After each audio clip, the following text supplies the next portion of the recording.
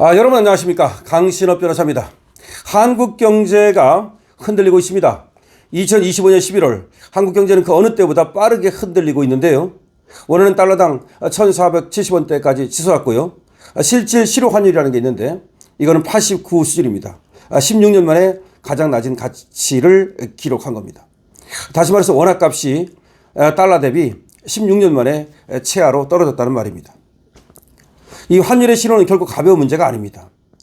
외부적으로는 미국의 고관세 압박이 거세지고 있고 내부적으로는 이재명 정권의 반시장, 반기업 정책이 한국 경제 전반을 갉아먹고 있습니다. 자본 유출, 산업 약화, 거기다 환율 폭등까지 매우 위험한 상황이 벌어지고 있습니다. 이 와중에 말이죠. 또 이재명 정부가 사자 협의체라는 걸 만든다고 그랬는데 사자 협의체가 애완시장을 안정시키기 위한 거라는 겁니다. 근데 거기에 국민연금이 들어갑니다. 기재부, 금융위, 한국은행에다가 국민연금, 즉 보건복지부를 집어넣은 것인데요. 이거는 오히려 말이죠. 애와 안정을 시키는 것이 아니라 애완시장을 안정시키는 것이 아니라 오히려 국민연금을 고갈시킬 가능성이 있고 여기 국민연금까지 들어가서 환율을 방어했는데 만약에 제대로 안 되는 경우에는 말이죠. 방법이 없게 만듭니다. 이거 그야말로 이재명 정권의 말로가 보인다는 얘기까지 나오고 있습니다. 그러자 시장 상황이 이렇게 급박해지니까 환율 폭등, 코스피 폭락 책임을 떠넘기기 위해서 이렇게 사자 협의체를 만든 것이 아니냐. 왜 국민연금까지 끌어들이느냐. 정말 심각하다. 자, 여러분 국민연금은 원래 해외 투자 비중을 늘려서 그래서 돈도 벌어와야 되고 그리고 뭔가 그 유사시를 대비하는 그런 구조로 돼 있거든요. 그런데 국민연금은 해외 투자 비중을 늘릴수록 이 원화를 팔아야 될 거 아닙니까? 원화를 팔고 해외 투자 비중을 늘리고 이래야 되는데 거꾸로 이 지금 원화를 사고 그리고 또 해외 투자를 줄이고 그러니까 지금 해외 투자를 했던 걸 갖다 팔아가지고 원화로 바꾸는 말하자면 이런 식으로 해야 되는 건데 이거는 말이죠. 거꾸로 하는 거야. 원래 국민연금은 해외 투자를 늘려야 되는 거예요. 그런데 해외 투자를 줄이고 그리고 국내 투자를 늘리라는 얘기인데 만약에 국내 시장이 붕괴됐을 때 그 책임을 누가 떠맡을 겁니까? 이건 조만간 한국 경제가 붕괴 상황으로 치닫게 될 수 있다는 매우 위험한 신호입니다. 정부가 근데 이렇게 갑작스러운 발표를 한 거는 환율과 주식시장 변동성 대응 강화다 이렇게 얘기하는데 실제로 국민연금까지 동원해야 될 정도라면 한국 경제가 얼마나 취약한지를 보여주는 것이다 이렇게 얘기가 됩니다. 그리고 애완시장을 이렇게 4개 기관이 쪼개서 개입을 하면 나중에 위기상황에서 단일 대응 체계를 구축할 수가 없습니다. 일관된 메시지와 또 속도가 중요한데 중앙은행하고 재무부가 해야 되거든요. 원래는 중앙은행하고 재무부가 해야 되는데 이게 이제 국민연금 눈치를 보고 국민연금만 기대다가는 4개 기관이 각각 서로 다른 목소리를 내면 누가 주도권을 갖는지도 불명확해지고 그리고 신속하게 대응할 수가 없게 됩니다. 국민연금은 원래 세계적인 초대형 장기투자기관입니다. 그래서 원래가 애완시장 개입 역할 이런 건 없는 겁니다.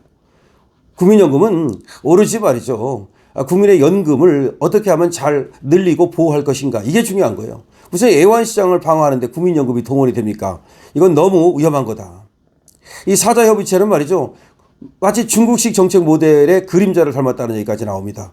지금 중국은 애완정책 실패가 발생할 때마다 이렇게 기관세를 늘리거나 협의체를 구성해서 정책 책임을 분산하고 그래서 정책의 투명성을 떨어뜨리는 시장 신뢰를 약화시키는 이런 일을 벌여왔는데 바로 우리가 중국식으로 하고 있다. 지금 한국이 사자협의체를 만든 것은 매우 이상하다는 거죠. 원래 한국은행은 말이죠. 원칙적으로 독립성을 갖고 통화정책을 수행해야 되는 겁니다. 기재부는 재정정책과 애완정책을 담당해야 됩니다. 금융위는 금융시스템 안정성을 담당해야 됩니다. 그런데 여기다가 이 4기관을 묶어가지고서 말이죠. 정말 뭐가 뭔지 완전히 곤죽을 만들어 버린다는 얘기죠. 이거는 내부 붕괴의 신호입니다. 결과적으로 이 협의체는 정부가 강조하는 시장 안정 대책이 아니라 환율 급등, 주식 폭락이 발생했을 때 서로를 탓하고 그리고 책임을 떠밀고 그런 것밖에 안 된다는 거죠. 실제로 한국 정부가 애완방어 여력이 떨어졌다는 것을 보여주는 겁니다. 이 협의체의 등장은 오히려 한국 경제 위기를 상징하는 사건이다라고 짐 커밍스는 칼럼에서 쓰고 있습니다. 자, 한국 경제의 구조적 취약성 이것이 정말 문제가 큰데 이재명이 더군다나 이 한국 경제의 취약성을 더 키우고 있다는 거죠. 반기업 정책, 반시장 정책을 써가지고 오히려 지금 이렇게 환율이 급등하는 것인데 그 또 환율을 급등을 막기 위해서 4개 기관을 갖다가 더군다나 국민연금까지 동원한다는 거는 이거는 말이죠. 시장의 자율성을 갖다 해쳐가지고 결국은 시장을 망가뜨리고 붕괴하게 말 것이다. 이런 얘기가 나오고 있습니다. 결과적으로 이재명식 반미 친중 행보 그리고 제조업에 대한 과도한 규제 그리고 포퓰리즘 정책 이것 때문에 사실상 한국 경제가 망가지는 것이다. 이런 얘기입니다. 한국은 말이죠. 기초에너지의 대부분을 수입해서 씁니다. 전기, 가스, 난방에 기반이 되는 주요 에너지원은 전부 다 우리가 수입해서 쓰고 식품의 90% 이상도 거의 다 수입에 의존합니다. 밀, 옥수수, 콩 이런 거 다 수입해야 됩니다. 그런데 환율이 오르면 한국인의 삶 전체가 타격을 받습니다. 수입 물가가 오르니까요. 생필품, 음식, 교통비, 전기, 난방비, 주거비까지 다 오르게 됩니다. 여러분 IMF 때 그때 환율이 850원에서 단기간에 1,900원으로 2배 이상 치솟았습니다. 850원에서 1,900원으로. 그리고 그때 원화가 약해지면서 한국 사회 전체의 생활비 구조가 무너졌습니다. 외국에 나가 있던 사람들만 달러를 벌어서 비교적 여유를 누릴 수 있었지만 지금은 상황이 더 복잡합니다. 그렇게 간단하지 않습니다. 한국의 환율을 마음대로 방어할 수 없다는 겁니다. 자, 그때는 말이죠. IMF 때는 그래도 IMF의 도움이라든가 여러 가지가 있어가지고 그 위기를 극복할 수 있었지만 이번에 만약에 제2의 IMF가 온다면 사실상 이 극복이 어렵지 않겠느냐라는 얘기까지 나오고 있습니다.